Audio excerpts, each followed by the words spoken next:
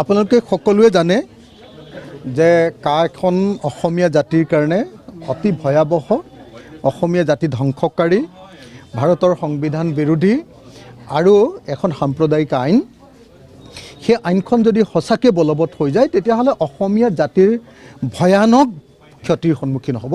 অসমীয়া জাতিৰ অস্তিত্বৰ সংকট আহিব, অসমীয়া জাতিৰ ভাষাৰ প্ৰতি সংকট আহিব।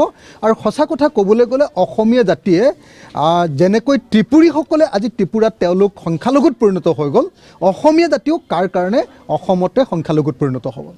সেইকাৰণে ইয়াৰ বিৰুদ্ধে আমাৰ বিৰোধী ঐক্যমঞ্চই, আমাৰ 16টা বিৰোধী দলৰ ঐক্যমঞ্চই এখন সভা কৰি 3টা আন্দোলনৰ কাৰ্যসূচী ঘোষণা কৰি থৈছে। 1 নম্বৰ আন্দোলনৰ কাৰ্যসূচীটো হ'ল যে যিদিনাই কা বলবৎ হ'ব তাৰ পিছৰ দিনা আমাৰ বিৰোধী ঐক্যমঞ্চৰ সভাত হোৱা সিদ্ধান্ত অনুসৰি অসম বন্ধ ৰূপায়ণ কৰা হ'ব। গতিকে সেই ডেটটো অনিশ্চিত, যিদিনাই কা বলবৎৰ ঘোষণা হ'ব তাৰ পিছদিনা সেইটো হ'ব। দ্বিতীয় বস্তুটো হ'ল যে আমি সিদ্ধান্ত লৈছিলোঁ যে যদি কা বলবৎ হয়, কা বলবৎ হোৱাৰ দিনাই আমি দিছপুৰ ঘেৰাও কৰিম। দিছপুৰ ঘেৰাও কৰাৰ কাৰ্যসূচী গ্ৰহণ কৰা হৈছিল। গতিকে সেইটো এটা দ্বিতীয় কাৰ্যসূচী আছিলে, সেইটো বিৰোধী ঐক্যমঞ্চৰ দ্বিতীয়টো কাৰ্যসূচী সেইদিনা গ্ৰহণ কৰা হৈছিলে। আৰু তৃতীয় এতিয়া মোক জনোৱা হৈছে যে এতিয়া প্ৰধানমন্ত্ৰী অহাৰ দিনা, অহা 9 তাৰিখৰ দিনা, অহা 9 মাৰ্চ তাৰিখৰ দিনা আমি প্ৰধানমন্ত্ৰীৰ ভ্ৰমণৰ প্ৰতিবাদত, যিহেতু কা এই বিজেপি চৰকাৰে বলবৎ কৰিবলৈ লৈছে আৰু কা বলবৎ কৰাৰ আগে আগে প্ৰধানমন্ত্ৰীয়ে অসমত এটা ফেশ্বন শ্ব' কৰিবলৈ আহিছে। প্ৰধানমন্ত্ৰীয়ে ইয়াতে চেলফি তুলি তেওঁ অসমৰ মানুহৰ মন জয় কৰি তাৰ পাছত অসমীয়া মানুহক টেঙা দিবলৈ আহিছে। অসমীয়া মানুহৰ, অসমীয়া জাতিৰ ব্যাপক এটা ভয়ানক ক্ষতি কৰিবলৈ আহিছে।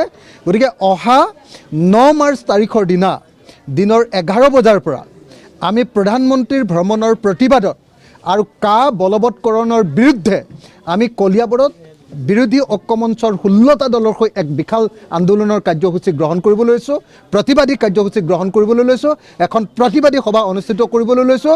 গতিকে এই মুহূৰ্তত মই অসমবাসী ৰাইজ, বিশেষকৈ কলিয়াবৰবাসী ৰাইজক আহ্বান জনাইছোঁ যে কলিয়াবৰত অহা 9 মাৰ্চ তাৰিখৰ দিনা 16টা বিৰোধী ৰাজনৈতিক দলে ঐক্যবদ্ধভাৱে আয়োজন কৰা কা বিৰোধী আৰু প্ৰধানমন্ত্ৰী ভ্ৰমণৰ বিৰোধী যি আমাৰ প্ৰতিবাদী সভা, সেই প্ৰতিবাদী সভাত যাতে অংশগ্ৰহণ কৰে তাৰ কাৰণে মই অনুৰোধ জনাইছোঁ। মই আকৌ কৈ দিলোঁ কলিয়াবৰ, স্থানটো কলিয়াবৰ।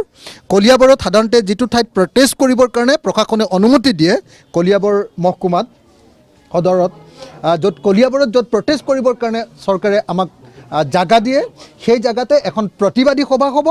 সেই প্ৰতিবাদী সভাতে আমাৰ বিৰোধী দলসমূহৰ ঐক্যমঞ্চৰ লগত জড়িত 16টা ৰাজনৈতিক দলৰ ঐক্যমঞ্চ উপস্থিত থাকিব। আমি ৰাইজক সেই প্ৰতিবাদী কাৰ্যসূচীত অংশগ্ৰহণ কৰিবৰ কাৰণে আহ্বান জনাইছোঁ।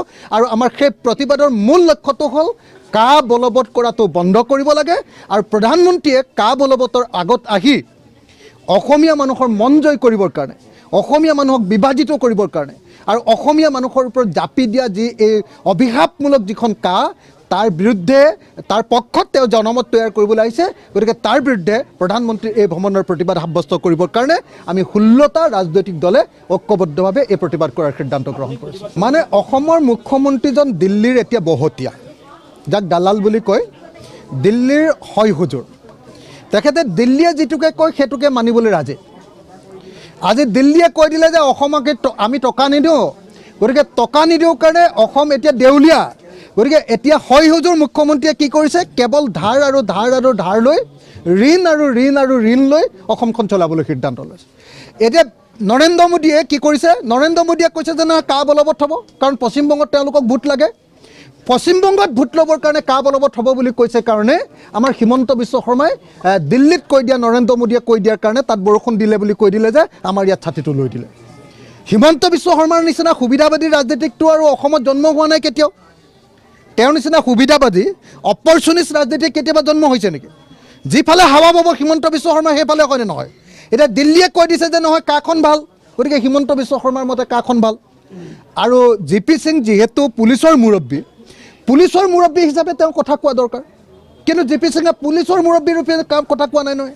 তেওঁ গুণ্ডা বাহিনীৰ মুৰব্বীৰ নিচিনাকৈ কৈছে, তেওঁ মাফিয়াৰ ডনৰ নিচিনাকৈ কথা কৈ আছে নহয় জি পি সিঙে।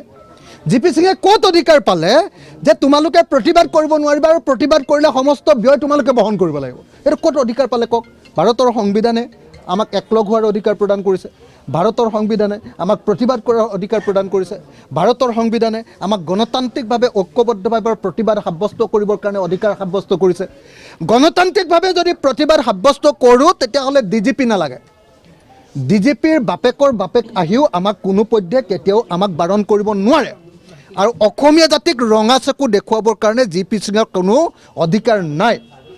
আমি কা নামানো তাৰ বিৰুদ্ধে অসমীয়া জাতিয়ে প্ৰতিবাদ কৰিম আৰু সেই প্ৰতিবাদৰ ভয় দেখুৱাবৰ কাৰণে ব্লেক কেট বা কামাণ্ডো বা অন্য কাৰোবাক এনেকৈ বাহাদুৰি দেখুৱালে নহ'ব।